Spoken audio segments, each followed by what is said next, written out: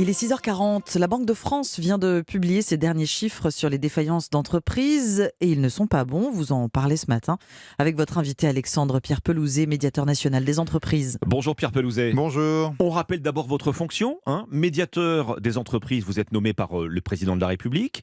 Vous êtes rattaché à Bercy, au ministère de l'économie. Quels sont les services précisément que vous proposez aux entreprises ?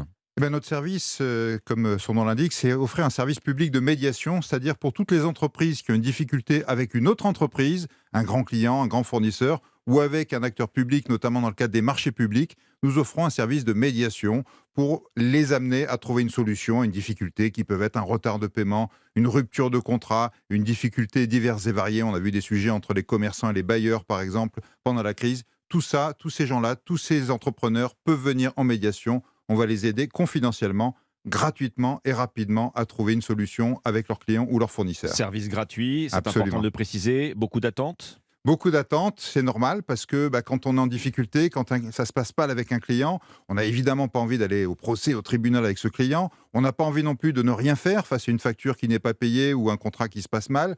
La médiation est une solution. On recrée un lien de confiance entre les acteurs au travers du dialogue, au travers du savoir-faire de nos 90 médiateurs partout sur le territoire pour permettre de créer ce dialogue et de trouver des solutions à des milliers et des milliers de cas partout en France.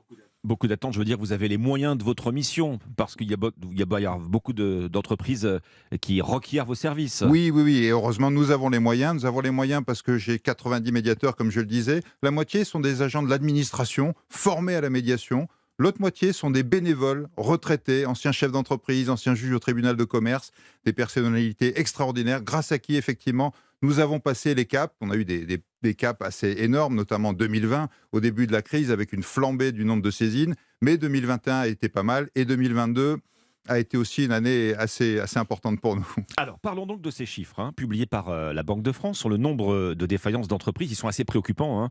Les liquidations et redressements judiciaires ont bondi de plus de 51% par rapport à début 2022. Alors, il faut voir d'où on vient. Il faut retracer un petit peu l'histoire. 2020, notre économie a été un peu congelée, 2021 aussi, par les aides. Il y a eu énormément d'aides qui ont été déversées sur les entreprises. Oui. Tout ça a fait qu'on a eu un nombre extrêmement faible par rapport à toute l'histoire de défaillances. Donc 2021, on continue sur des nombres très faibles. 2022, évidemment, les aides s'arrêtent. On revient, j'allais dire, progressivement à une économie normale. Et dans une économie normale, des entreprises naissent, il y en a pas mal qui naissent, grandissent, et puis certaines arrivent au bout de leur modèle, et c'est les défaillances. Donc on est en train de revenir, et on n'y était pas encore en 2022, au nombre habituel, si on peut dire comme ça, de défaillances, c'est-à-dire au nombre qu'on a connu en 2018-2019. Donc vous voulez dire ces chiffres qui sont mauvais dans l'absolu, c'est un petit peu par effet de contraste artificiel. Oui, évidemment, si on prend la croissance à partir d'une période où il y avait pas ou très peu de défaillances, on trouve qu'il y en a beaucoup. Si on revient à l'histoire, on est dans la norme, on est même un peu en dessous de la norme encore par rapport à ce qu'on a connu en 2019 par exemple. Il est frappant en tout cas de constater que les très petites entreprises et PME sont les plus touchées de très loin par ces phénomènes de défaillance d'entreprise. Là, le nombre de défaillances a quasiment doublé en l'espace d'un an, Pierre Pelouzet. Et là aussi, on revient au traditionnel. Alors déjà, la majorité des entreprises en France sont des TPE-PME, donc forcément, j'allais dire, c'est elles qui représentent le plus gros bataillon de défaillance. Mais historiquement, ça a été plutôt sur ces petites entreprises qui avaient parfois un business model qui leur permettait de tenir 2, 3, 4, 5 ans. Et puis, à un moment donné, les choses changent et on part en défaillance. Donc, c'est plutôt les PME, TPE, même très petites entreprises qui, en général, fournissent le gros bataillon des défaillances. Vous parliez des aides gouvernementales. Il y a beaucoup de raisons différentes, j'imagine, pour expliquer la défaillance d'une entreprise. Je pense, la liste est longue, ces dernières semaines, au secteur de l'habillement, Camaïeu à l'automne, San Marina ce week-end, pour ne citer que, Pierre Pelouzet. Oui, effectivement, et je le disais, il y a des entreprises qui arrivent un peu au bout de leur modèle. On sait que le monde de l'habillement a beaucoup évolué.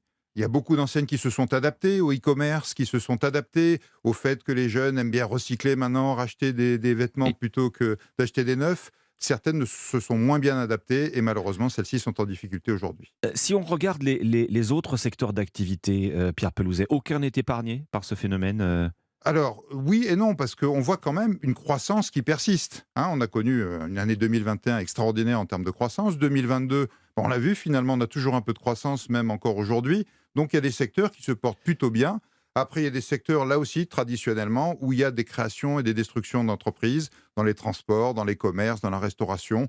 on voit, mais on a toujours vu qu'il y avait création et destruction d'entreprises. Donc c'est ces secteurs-là sur lesquels on retrouve plutôt le nombre de défaillances. Alors vous mentionnez la restauration, l'hôtellerie, plus 108% de défaillances, hein, c'est considérable. Oui, et encore une fois, en relatif. En relatif. C'est-à-dire par rapport à ce qu'on a connu Oui. avant, on sait que le secteur de la restauration a particulièrement souffert pendant notamment le confinement, etc., puisque certains établissements étaient fermés. Donc malgré les aides, certains de ces établissements ont été en difficulté. Aujourd'hui, malheureusement, certains d'entre eux, heureusement pas tous, loin de là, sont amenés à mettre la clé sous la porte. Pierre Pelouzet, quelles sont les principales difficultés pour les entreprises en ce début d'année? Alors aujourd'hui, il y a des points de vigilance. Évidemment, on se dit, on revient à la normale. Bon, c'est pas agréable déjà de se dire qu'il y a des entreprises qui déposent le bilan, évidemment. Mais ceci étant, il y a des points de vigilance. Moi, j'en vois deux en particulier. Le premier, c'est l'énergie, bien entendu. Alors, avoir une hausse des prix, j'allais dire à la limite, on a connu des hausses de prix. Hein. L'important, c'est qu'elles s'étalent sur l'ensemble des acteurs de la chaîne. La difficulté là, c'est que c'est très violent. Hein. On a connu des hausses de prix sur les 6 derniers mois de l'an dernier extrêmement fortes. Et là, je lance un appel à toutes les entreprises, profitez des aides qui sont mises en place.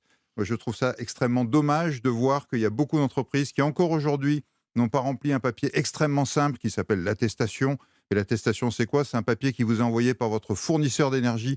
Vous cochez une case et vous le renvoyez et vous avez droit à vos aides directement déduites de vos factures.